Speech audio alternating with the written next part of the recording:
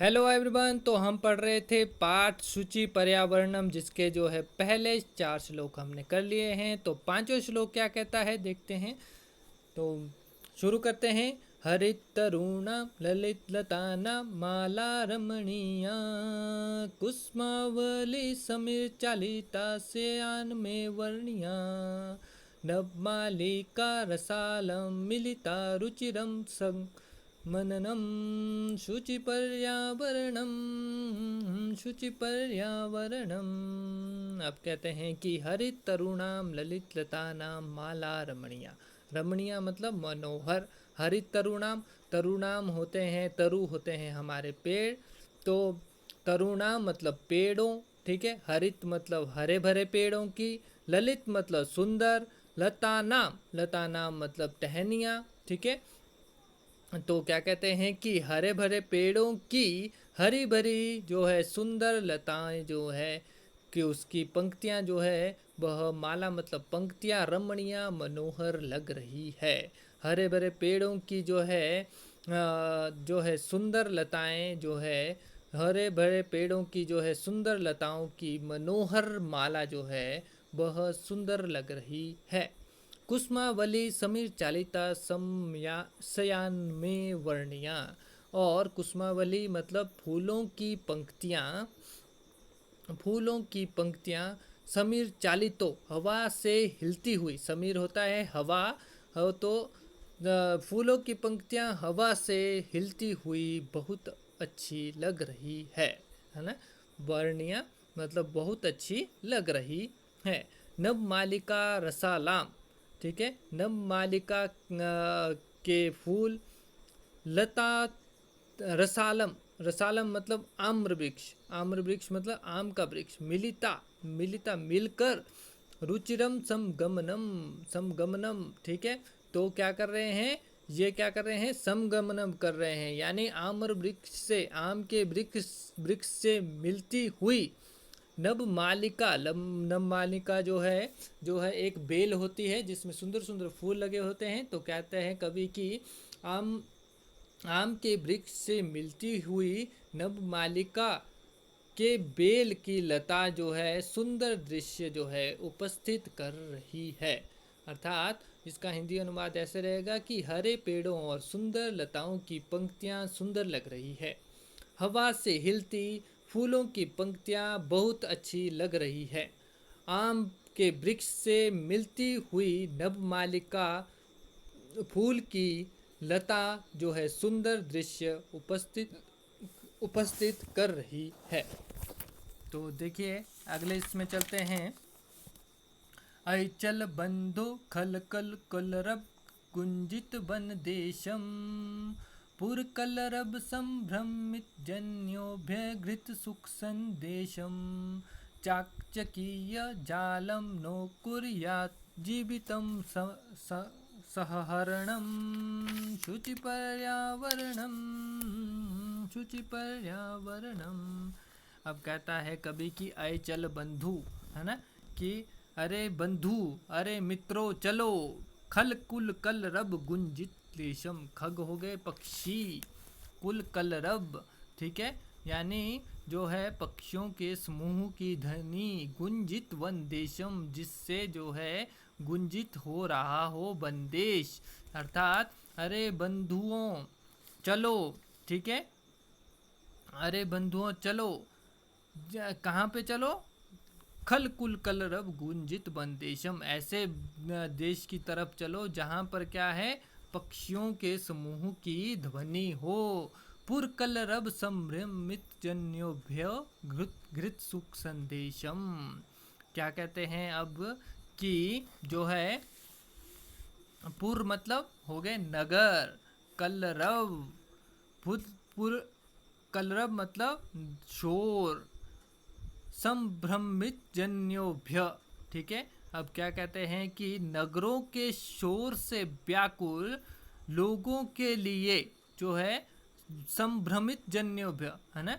तो जो क्या है भ्रमित लोग हो गए हैं, घृत सुख संदेशम, ठीक है, उन्हें क्या है सुख का संदेश जो है उन्हें धारण करवाते हैं। तो क्या कहता है कवि कि ऐसे ए बंधु चलो, ए मित्रों चलो, और कहाँ चलो, ऐसे देश की तरफ चलो, ऐसे वन देश की तरफ चलो, या ऐसे जो है नगर की तरफ चलो जहाँ पर क्या हो, पक्षियों के समूह की ध्वनि हो, नगरों का जो है जो बिल्कुल भी शोर ना हो, और जो है नगरों के शोर से व्याकुल लोगों के लिए हम जो है सुख का संदेश देते हैं।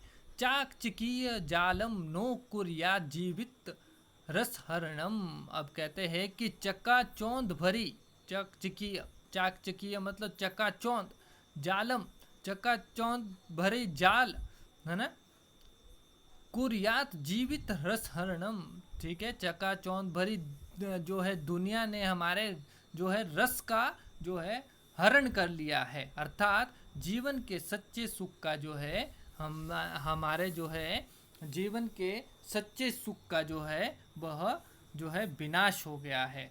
अर्थात कवि कहता है कि कवि का कहने का तात्पर्य है कि चकाचौंध भरी दुनिया हमारे जीवन के रस को क्या है, छीन ना ले। इसलिए नगरों के शोर से घबराए हुए लोगों को सुख का जो है हम संदेश देते हैं। हे भाई, पक्षियों की मधुर ध्वनि से गुंजित जो है वन देश को चलो।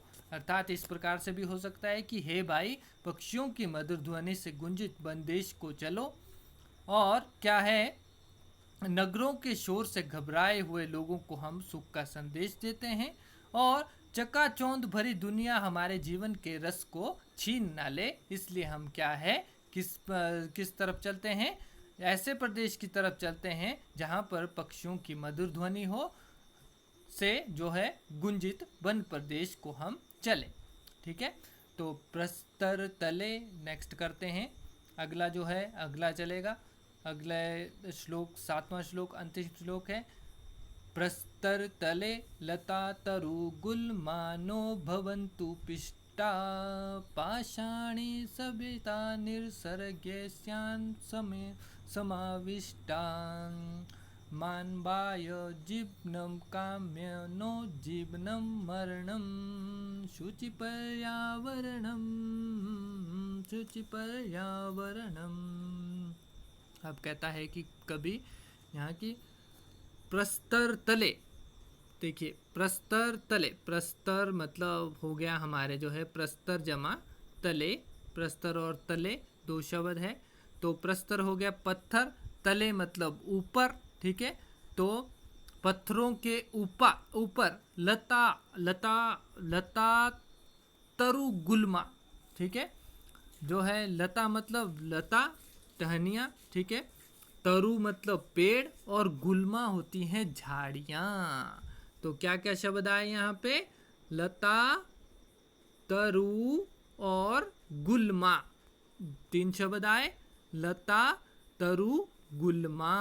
ठीक है, तो क्या बन गया, लता तरु गुल्मा, यानी क्या है, जो है पेड़, टहनियाँ, पेड़ और झाड़ियाँ। ठीक है, क्या है, पत्थरों के ऊपर क्या है, पेड़, पत्थरों के ऊपर जो है पत्थरों के ऊपर लता के पेड़ और झाड़ियाँ, ठीक है, भवंतु पिष्टा, पिष्टा मतलब पीस जाएं, ठीक है, अर्थात कवि का कहने का तात्पर्य है कि कहीं पत्थरों के ऊपर लताएं, पेड़ और झाड़ियाँ ना पीस जाएं, यानी जो है चारों ओर जो है हम जो है जो भवनों का निर्माण कर रहे हैं, चारों तरफ क्या है, कहीं जो है सड़कों का निर्माण हो रहा है, उसमें क्या है, कहीं टाइलें बिछा रहे हैं, तो इसलिए जो है कवि कहता है कि कहीं पत्थरों के ऊपर लताएं, पेड़ और झाड़ियाँ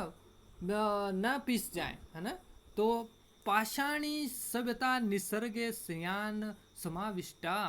अब कहता है कि पाषाणी मतलब जो है पाषाणी सभ्यता ही हुआ, निसर्गे मतलब प्रकृति में, स्यान मतलब हो जाए, समाविष्टा यानी पाषाणी सभ्यता जो है प्रकृति में जो है समाविष्ट ना हो जाए, समाविष्ट ना या प्रविष्ट ना हो जाए। अर्थात कवि का तात्पर्य है कि कहीं पत्थरों में पत्थरों के ऊपर लताएं, पेड़ और झाड़ियां जो है पीस न जाएं और पाषाणी सभ्यता प्रकृति में ना प्रविष्ट हो जाएं। ठीक है, जो है पथरीली सभ्यता प्रकृति में जो है ना समा जाए। यानी हमारे जो है जो पथरीली सभ्यता इसलिए कहा गया, क्योंकि जो है हम चारों ओर क्या है, देखिए हर जगह क्या है, सीमेंटेड है ना, टाइल्स, कहीं जो है ये रोड़े बजरी वगैरह डाल रहे हैं, है ना। तो इसलिए इसने क्या कहा कि कहीं यह पथरीली सभ्यता प्रकृति में ना समा जाए। ठीक है, मानवा या जीवनम काम्यो नो जीवनम मरणम, अर्थात मानवाया मानव के लिए, जीवनम जीवन, काम्यो कामना, नो जीवनम मरणम।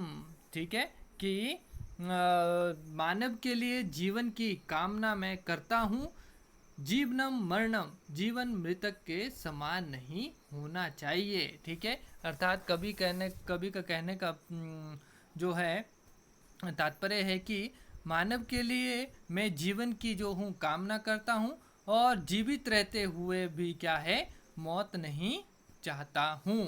अर्थात मैं क्या हूँ, इस जो हूँ पर्यावरण को कैसा शुद्ध चाहता हूँ। इसका जो है व्याख्या इस प्रकार से रहेगी कि लताएं, वृक्ष और झाड़ियाँ पत्थरों के नीचे ना पिस जाएं, यानी ना दब जाएं, पथरीली सभ्यता प्रकृति में ना समा जाए। मैं मानव के लिए जीवन की कामना करता हूँ, जीवित रहते हुए मुझे क्या है, मौत नहीं चाहता हूँ। जो है जीवित रहते हुए मैं मौत नहीं चाहता हूँ। ठीक है, तो ये था हमारा जो है पाठ जो है शुचि पर्यावरण